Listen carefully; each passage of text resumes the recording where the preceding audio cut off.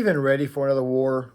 Or better yet, is Gen Z ready for a war? Military forces, and there are troubling indicators that that's going to turn into a full-scale campaign, and we can't allow it. It is important the president make it abundantly clear by laying out clear and credible red lines that if Iran crosses, will require us to engage them. I don't want there to be a Middle East war. I don't want the U.S. involved in another Middle East war.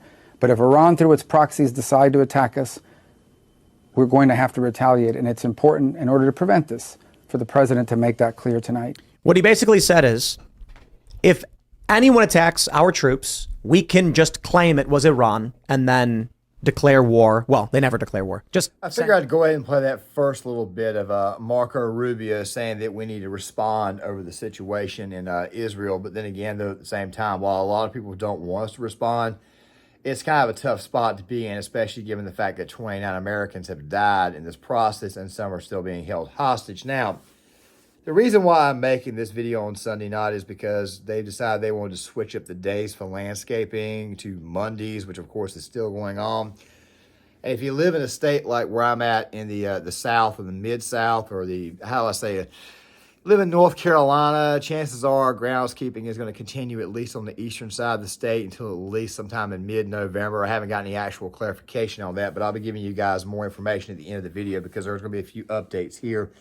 And I didn't want to be recording this video while a lot of noise was going on outside. But still, we got to talk about this. So we got to ask the question, are we even ready for war? And number two, should we even get involved in this conflict? And number three, who would we actually send to go fight in case we had to? So make sure you guys stick around for the full video. Now, before we get started, there's these two little TikToks I want to play for you guys to kind of give you an idea of exactly what we really and truly look like as far as our youth is concerned. Let's go ahead and roll this. Everybody's saying Gen Z is going to get drafted. Like, no the fuck we're not. And you know why I know that? Because we're just going to say no.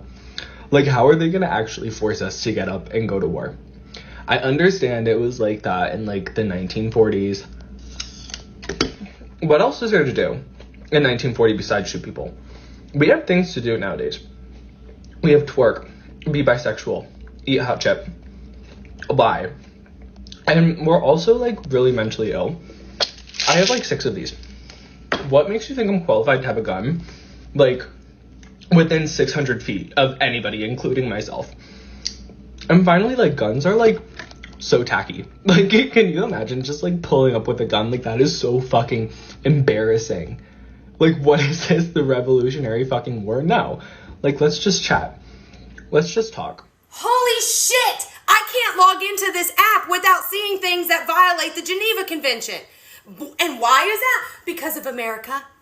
Because of America. Because we keep giving money to fucking Israel for them to just launch white phosphorus on innocent civilians, for them to just dump concrete into the water of innocent civilians, bombing hospitals and all sorts of other shit. And my tax dollars, your tax dollars, are doing that. I make $15 a fucking hour. I'm barely contributing taxes as is. But what little I'm given is going and harming innocent civilians. 47. It's funny how I play that first clip and then all of a sudden I play that second clip and then obviously mental illness is being personified because who would ever put that on their phone and post it to the internet? Yeah, it just makes me think that maybe these people were on to something. But then again, though, I've also been around a lot of people who are Gen Z. I went to college with some, and some of these people are, in fact, good to go, and they'll be okay. But still, at the same time, nobody's going to want to actually fight for this current administration. We've got a president who right now at this moment in time is, what has he done? Oh, wait, that's right. He looks old. He looks tired. He looks like he's about to croak. Oh, that's right. Afghanistan. We lost 13 servicemen, 11 Marines, 1 corpsman, and 1 soldier. And this guy had the nerve to shut down one of the 2 bases for us to leave in, leaving only 1, making it much, much easier for the enemy to take us out. Not exactly competent. And then, of course, to go on top of that, you had the whole situation where he decided he wanted to check his watch while receiving the men who were getting off the plane in Dover. Oh, what else? Oh, yeah, that's right. $6 billion that was given to Iran before this entire thing happened. And, of course, we all know that Hamas waited 2 whole years. They planned it 2 years ago to actually attack Israel. We could talk about the intelligence reports and stuff like that. And at the time, I've already done videos on this. But this current generation right now has got another problem. It's overweight. And not only is it overweight, but now 70% of our military is overweight. 70% of active members are overweight, report fines. 70% of active military duty is over. Now, guys, that was only about 10 seconds from a video that I responded to on Gear Issue 33. I'll leave the video in the comments section. I advise you guys go check that channel out, and I'll be telling you guys exactly what the full plan is for that channel as well as this one right here in the update section, because as you guys know, I love to keep you guys updated. But the task that we have right now is pretty daunting. It's pretty daunting. Now, I want to go back in time just a little bit. World War II. Men were lining up, enlisting to go to combat, and of course, there were also a lot of men that were drafted. Korea, the draft was continuing on. We even had a bit of a draft in World War I, which of course is a lot earlier than World War II. But then we get to Vietnam, and we have a draft. And then eventually, while the war is going on, we had a lot of divisions in the country. We had a lot of people who were protesting, refusing to go to war, a lot of draft dodgers, a lot of people who just straight up said, I'm not going to go. And of course, you had people who decided to take advantage of it to get famous for. I'm not going to mention that person's name, but of course, over time, when you find out somebody's actual views begin to soften a little bit still, at the same time, just because you're a world champion boxer and you're in a line where there's a white guy beside you, a black guy beside you, a Hispanic guy behind you, and an Asian guy in front of you, that right there might be an indication that you're not special, and it's also an indication that those who come from the working class typically tend to fight these wars. Fact of the matter is that the country was divided then, but the people of this nation had a greater sense of duty at that time, and for the most part, they actually went. Of course, Vietnam, as you guys know, was not a popular war.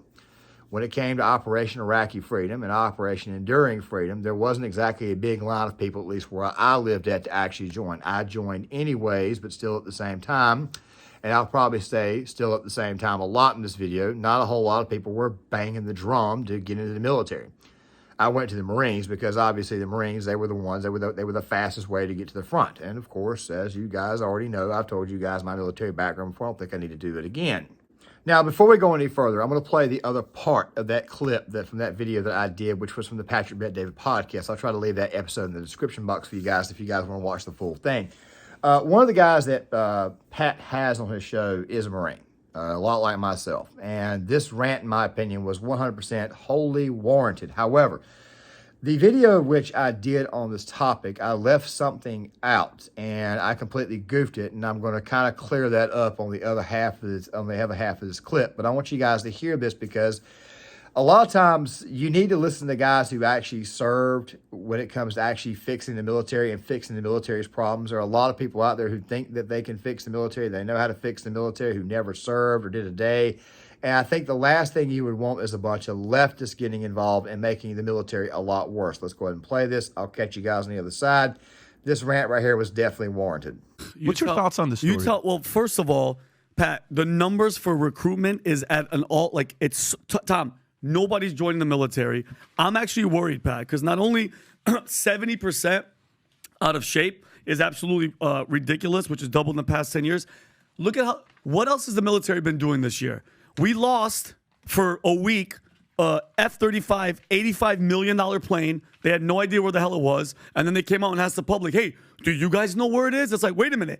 You're the military. You know what I mean? How are you asking us where a stealth fighter is? I mean, apparently I think they found it. It crashed somewhere in the ocean. But Pat, I'm genuinely worried because besides the weight, besides the losing technology, not keeping up with what's happening in the world with intelligence, the military pays for girls to have boob jobs. And if you want to transition, they're paying for people to have transition surgery. Your tax dollar is going for that. It's the military is getting weak. And with all the stuff that's happening in the world, this is the worst time to have overweight, woke, surgery having people that are like because Tom, we've gotten lackadaisical because nothing has happened. There hasn't been no wars. There hasn't been no deployments. It's a scary thing because I'm not saying, Pat, we need practice, but something needs to happen with the training and something needs to happen, Tom, to keep them on their toes. Because if 70% are overweight, God forbid some ground invasion shit happens, I think we're in bad shape. And let's also not forget that social media has made it a lot worse. By the way, social media is going to get people killed. It is.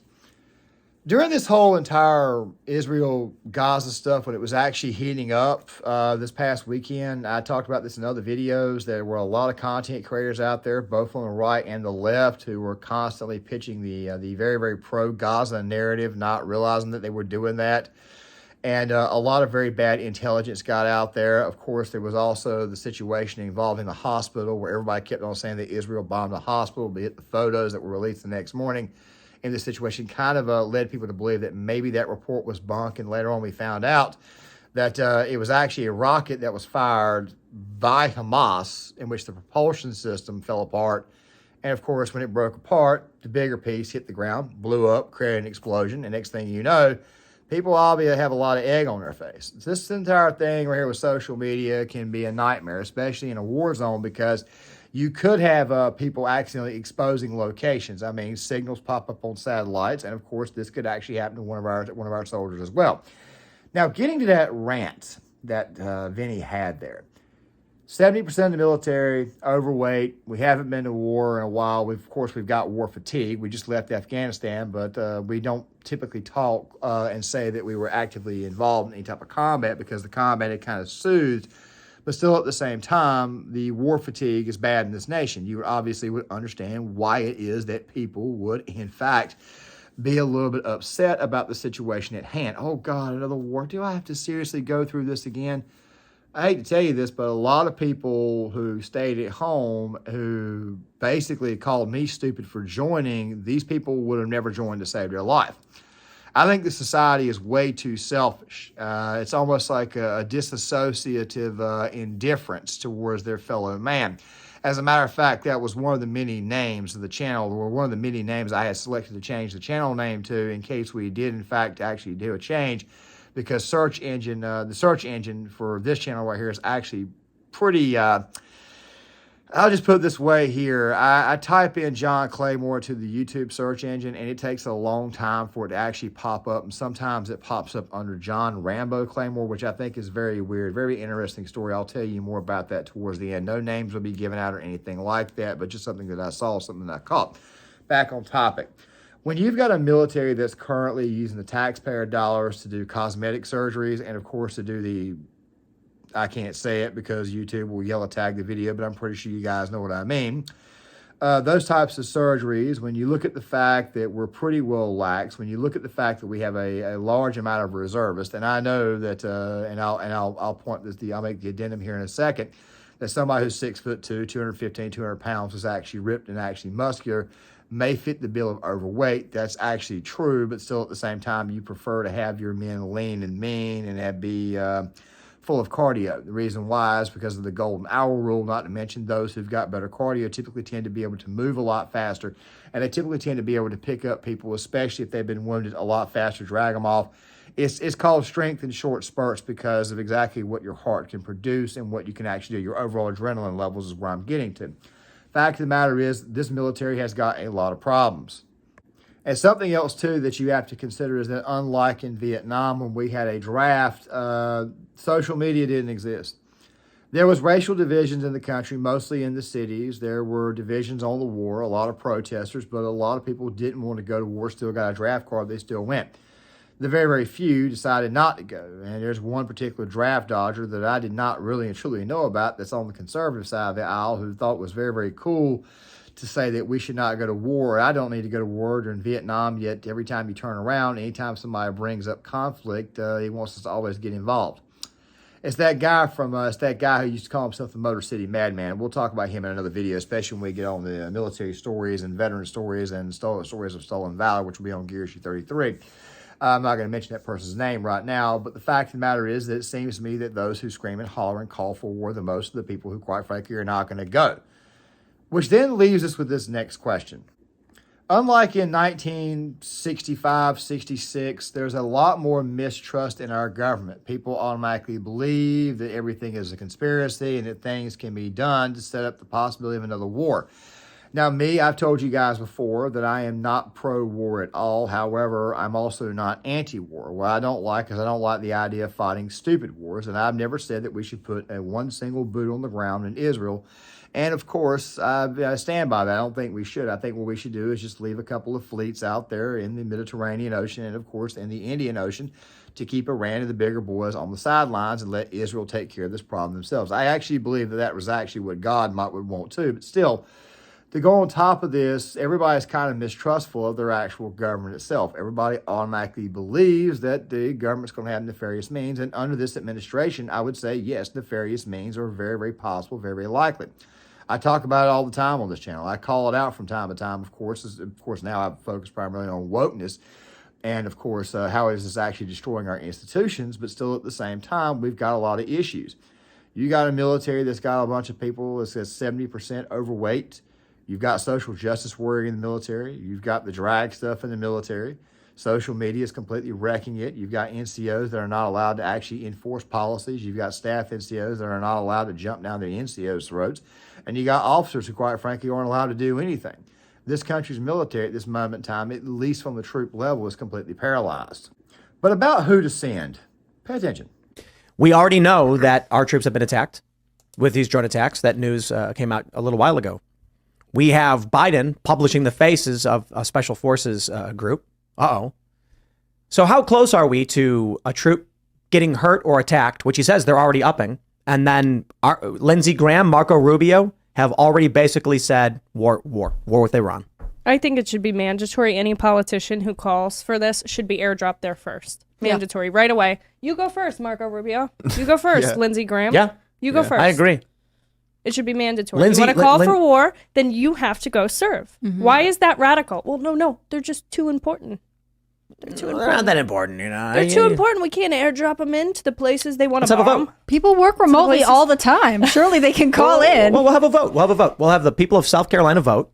Should Lindsey Graham, who advocated for war with Iran, be sent to Iran to help coordinate and lead the charge? Overwhelmingly, people would say yes. If you said it should be mandated. And that they go to war. Democrats are so proud of their vote for Joe Biden and they support him even now to this day, we should also, when we're doing the draft and we're saying who should go to war, I think the Joe Biden supporters that voted for him, they should be at the front of the list. Yeah, they should. Yeah, I think that makes sense too. I think that's a great idea. Question you is, vote for war, go fight it. Do we send Joe Biden to war? Yes. Well, the immediate assessment would be send over Joe Biden's voters. His voters are obviously the one to put the guy in office. His voters are the ones who obviously...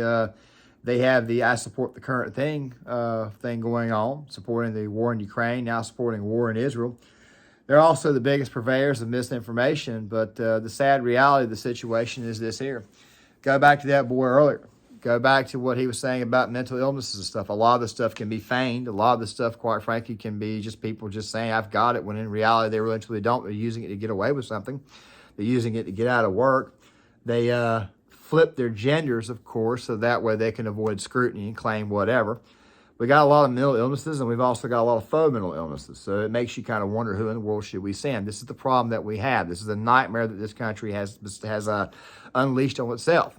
We could talk about Iraq. We could talk about Afghanistan. We could talk about the lies. We could talk about what was real and what was not. But obviously, nobody has any trust in this government. Nobody has any trust in one another. And to go on top of this, we have a slacker generation that's a lot more than slacker. My generation, while it was somewhat slacker-ish, at least we had certain things that, quite frankly, geared us towards combat.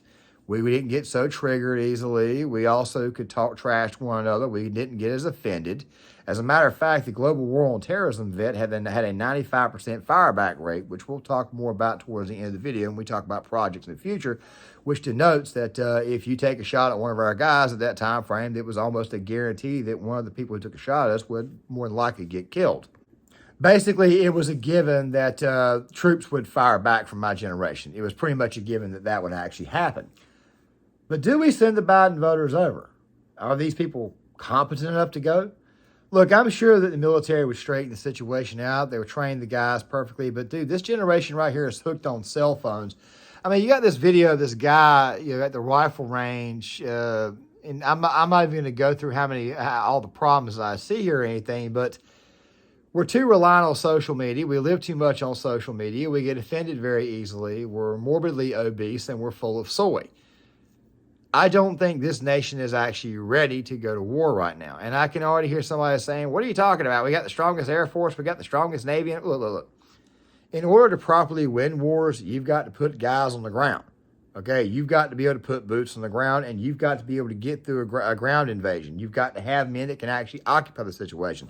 And let me go ahead and say something else too, because I said this on Gear Issue 33 in a video a long time ago about the situation involving women in the military. I'm not against women in the military. I'm not against women pilots. I'm not against women being in combat armed sections that don't require them to be on the ground. I'm talking about, hey, you know, she looks over the, she can bomb somebody by pushing a button when it comes to using UAVs, pilots, helicopter pilots. I'm okay with that. Maybe even artillery. But there's a problem. Ladies who are going to be in the field as far as infantry is concerned, that's going to get a lot of men killed. I mean, infantry, you've got a lot of things could happen, possible sexual assaults. Also, to go on top of this, I mentioned people getting triggered. I mean, there's morale would automatically be weakened. You can't use certain language now in the military. I mean, one of the main reasons why it is that you use bad language in the military is so that way it kind of keeps up the morale. Also, something else too, when you give a guy an order and you use a bunch of F-bombs, this person's more than likely going to remember the order and not forget it because guess what? Because of the language and the way the language was used, it's going to stick. The offensive crap that we say to one another and jokes and whatnot, even if it's something like, say, ethnic comedy, it's done to keep morale up because you need to be able to screw with other people. Now, granted, does that mean that we're all a bunch of foul-mouthed jerks? Well, yeah, some of us are. Of course, I know I was. But still, at the same time, now we're living in a politically correct society where CRT has been pushed in, and that's just going to create more and more paranoia amongst the men, and it's just one more headache that we have to work out. And obviously, the intel department isn't working correctly because we lose a jet, a stealth jet somehow. This country's military is not ready to go. And I think a big reason for this is obviously because of the left-wing influence. You got women in infantry, they're not going to be able to pick up a man who's 200 pounds with all of his gear. You're just going to get men killed. And let me say one last thing. I pray that we could get a lull or a break or something so that way we could actually reform our military. But people don't want to join for a multitude of reasons, and now they've actually made the military a joke itself. Do you guys remember the Emma Malone Lord ad with the whole two mommies? I mean, you've made us a joke. Nobody wants to join the military because of what the U.S. Army, and I put most of this on the U.S. Army because it's mostly the U.S. Army who's pushing the woke stuff. I'm not trying to make fun of soldiers or anything, but I'm trying to say, when I see these woke commercials, and I also, to go on top of this, see that a lot of the people who are overweight and the people who, quite frankly, are not wanting to join, whereas the United States Marine Corps continues to hit its actual recruitment goals, it seems to me like one branch is, in fact, above all the others. Like it's always been. But still, at the same time, this right here is not a good time for our nation. And to go on top of this, I just don't see, with everything that we're seeing now, I don't see how it is that we are ready to go fight a war at this moment in time.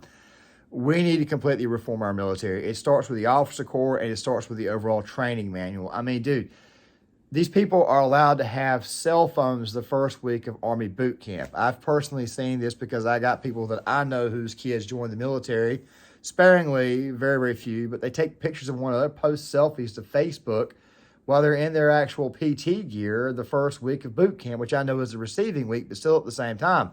There's no actual honest-to-God discipline in the military nowadays, and social media is helping to aid in killing what this institution that we have, which is called the U.S. Army, the U.S. Navy, the United States Marine Corps, the U.S. Coast Guard, and, of course, the U.S. Air Force, and now Space Force.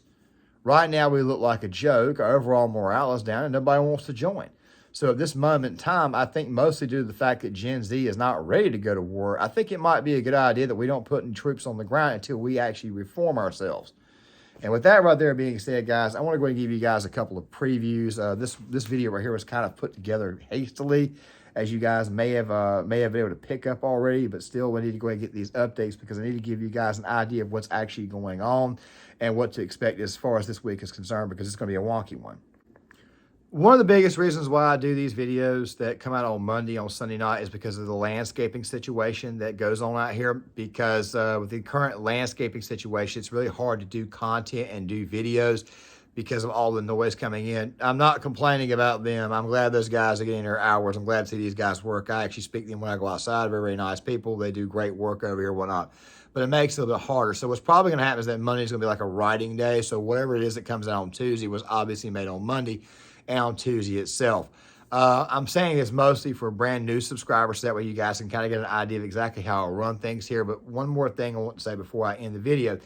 A lot of the projects that I had written out for Gear Issue 33, like Marxism in the military and that stuff, that's going to be coming over here to Claymore. And of course, the Short Timer Prepping playlist is going to include all the immigration and political takes, like reacting to the current situation. As the channel continues to grow, more stuff, of course, will be done. But there's also one more video that will be coming out on Gear Issue 33 on Tuesday. It's part of the reason why, as I'm leaving the link in the description box and in the comment section of this video here, which is going to be about the U.S. Army, the U.S. military's thirst trap problem, because there's obviously something that I chose to leave out. And we're probably going to be rehashing some of the same things here that were in this video right here as well, to kind of help explain the problem that they're eventually going to have. This video here, for the most part, was to talk about Gen Z and the issues that we face dealing with them if they need to go to a war. Whereas, and I'm talking this from a civilian's perspective, whereas the thirst trap problem is going to be speaking more from the military's perspective. With that right there being said, guys, I'm going to go ahead and close this video down for tonight. Make sure you guys hit the like button, subscribe, share the video, leave a comment in the comment section. The scheduling this week is going to be kind of wonky. It's probably going to be that way till the 1st of November, but it's a very, very short time we get back on track with the normal type amount of videos. Of course, heading into Christmas, because, hey, the year is almost over with.